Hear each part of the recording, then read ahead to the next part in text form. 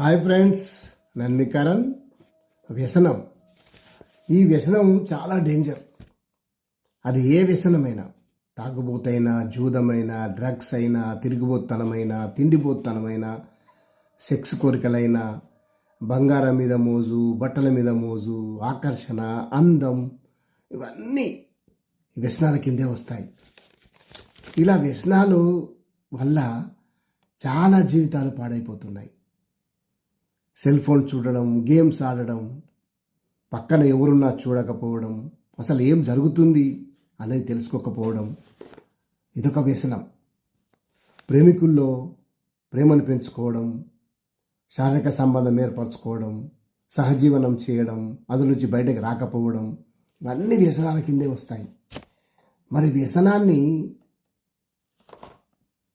దూరంగా చేసుకోవడానికి ఎందుకు బయటకు రావడం లేదు?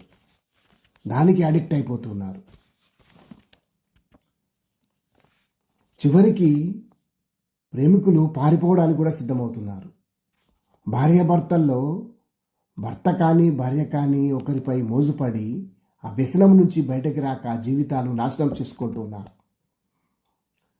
పారిపోవడానికి సిద్ధమై, చంపడానికి సిద్ధమై, ఆ వ్యసనం నుంచి బయటకు రాక సతమతమవుతూ ఆత్మహత్యలు కూడా చేసుకుంటున్నారు.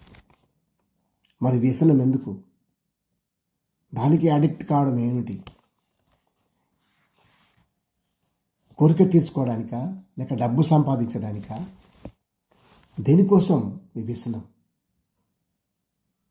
ఆరోగ్యాలు పాడైపోతూ ఉన్నాయి. ఆరోగ్యం జాగ్రత్తగా చూసుకోవాలి. ఆ వ్యసనం నుంచి బయటికి రండి.